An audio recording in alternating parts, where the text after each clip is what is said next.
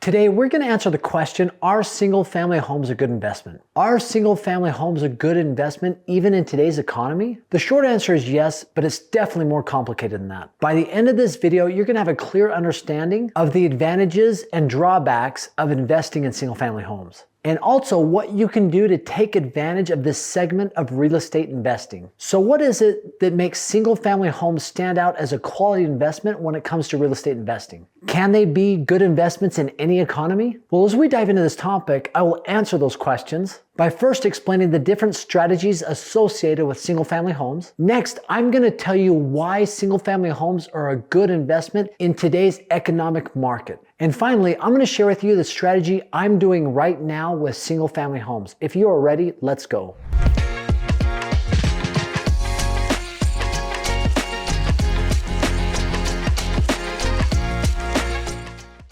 Before we dive into the strategies associated with single-family homes, let's make sure we understand which segment of real estate single-family homes belong into. Now, I usually look at real estate into 4 different categories. Number 1, you have commercial. That's where commerce happens. These are big buildings. These are retail stores. These are places where commerce is happening. People are engaged in that sort of activity. Second, industrial. Those are the areas where you might have factories, you might have shipyards. Industrial is all over in every single city, but that's the second segment of real estate. The third one is land or agricultural, right? This is raw land. This is land that's looking to be developed. That is land. That's the third segment of real estate. The fourth is residential. And under residential falls single-family homes. And single-family homes or residential real estate is pretty easy to understand. That is the place where people, and a lot of times their furry friends, habitate in. And if you think about it, single-family homes or residential real estate is probably one of the most important segments of real estate investing, because one of the goals of anyone out there in the United States is to own their own home. Home ownership is probably one of the greatest goals of most people. And for many, that might be the best investment that they ever do. So single-family homes is crucial. It does fall under that umbrella of residential real estate. Now let's talk strategies.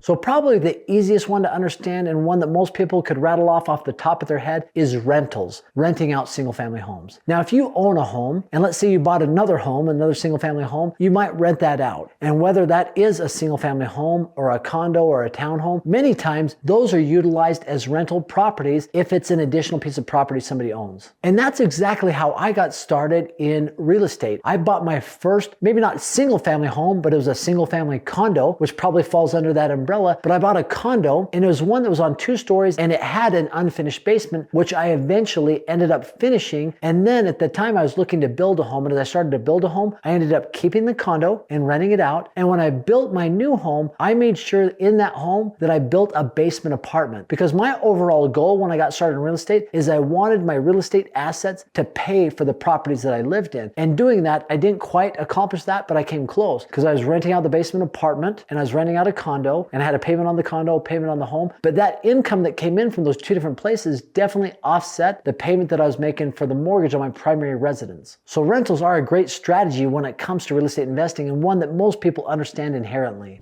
Another one is lease option. Lease option is an interesting strategy. This is a strategy with a single-family home where you actually are selling it to somebody, but you're selling it at a certain price at a certain date in the future, and they are paying you an option to hold that property at that price for that future date, and you receive lease payments or rental payments every single month. And usually a portion of that rental payment that they are paying to you as the homeowner will eventually go towards the down payment on their home. And that option payment that they paid you to secure that piece of property will also go towards the payment of the home. It's a great strategy for somebody that is looking to sell a piece of property, maybe in a challenging environment where homes aren't turning around and being sold quickly, but somebody wants to buy the home. They just need a year or 2 or 3 in order to get the ducks in the row and actually execute the purchase of that property. So let's talk about a couple strategies that might work for you if you do not have any money. One that is a rental, specifically a short-term rental, and a cool one is one called rental arbitrage. This is one where you don't even have to own the property, but you go and you find a property that you can rent out long-term, and you make sure that it can be rented out short-term. And so with the rents that you're receiving, maybe let's call it $1,500 a month just to make the math easy, but you can rent it out nightly at maybe say $150 a night. And let's say that that property even rents out 20 nights out of the month, or even 15 nights out of the month, you're making anywhere between $2,300 to $3,000, and your rental price is $1,500. So the arbitrage there is you're renting it out long-term and you're renting it out short-term, paying your landlord the money required for that, while at the same time receiving money for people staying there on a nightly basis. So that's one way to execute on single-family homes where you don't have a lot of money. And the last one is contract assignment, where you're flipping real estate contracts. This is where you get a single-family home under contract at a really good price, and you can turn around and flip that contract to somebody at a much higher price, finding buyers, whether it's real estate agents or on Facebook groups or forums. It's another great way and another great strategy to utilize with single-family homes.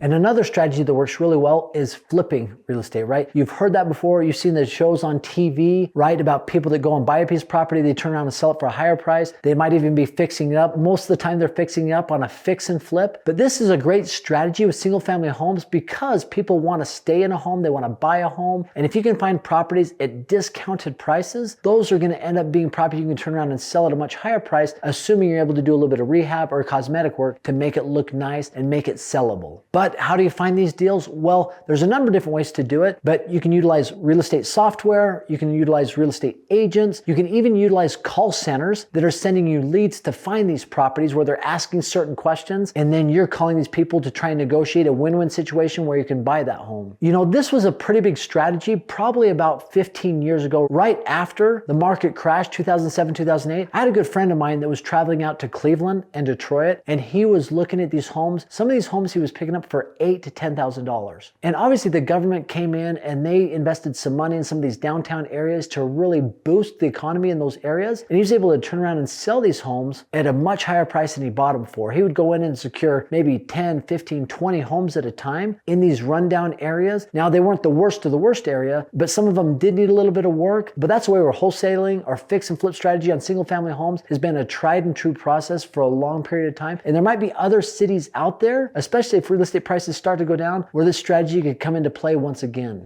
So why are single family homes such a good investment strategy in today's market economy? Well, in my opinion, single family homes are the bedrock of real estate. As I mentioned, it might be the most important investment that people ever do in their entire life. If you talk to most people that bought their home many years ago, and let's say they've owned it for 25, 30, 40 years, a lot of times that asset is completely paid off and they have something they could turn around and sell in today's economy for $500, $700, $1 million.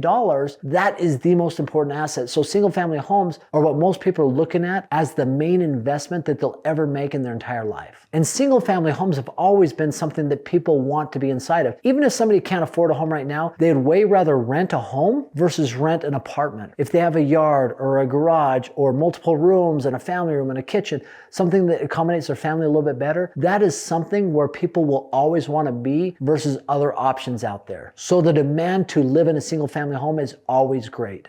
Now, a strategy I'm doing right now is a strategy called slow flips, and it's with single family homes. Now, this is a strategy that I really love. I'm going out there, I'm looking in the Midwest for homes between $30,000 to $80,000. I'm getting a private money lender to lend me that money, and I'm paying them a 10% interest on their money. Now, you might say that's a great interest rate. Most people will charge a whole lot more, but I know this person, I've known him for a long time, but I'm getting money at 10%. My goal is to buy the home outright at a really good price. I'm putting a lot of offers on a lot of different homes, and I'm getting very few of them that are responding with an acceptance, or we negotiate multiple times. But my whole goal is to get this property well below what somebody's asking for it. So maybe 1 out of 15, 1 out of 20. I buy the home outright. My goal is to amortize this loan with a private money lender, to do that within 5 years, maybe 6 or 7 years, depending on how the numbers work. My goal is to then turn around and become the bank, and I will sell and finance the home to a buyer at a price that's much larger than what I bought the home for. So quick example, let's say I bought the home for $50,000. Maybe it was listed at $70,000, $75,000. I'm going to turn around, I'm going to sell that home for $75,000 or $80,000 that I got for $50,000, and I'm going to amortize that over a 30-year loan. Now, the benefits to the buyer is they might not be able to get a loan traditionally with a bank. There's little money down, if any, to get into the home, and the interest rate's probably going to be a little bit higher, right, than current interest rates because they can't get a loan. And I'm going to match up where I make more from their monthly payment over a 30-year loan because I'm selling it at a higher price than is going out the door to the private money lender that lent me the money. And if I have that home paid off in 5 or 6 years, every month after that, the payment I receive for the next 24 to 25 years is all profit on top of that. And I'm doing a slow flip under something called a land contract, where it allows them to be the homeowner, but But just like the bank, I actually own the home, because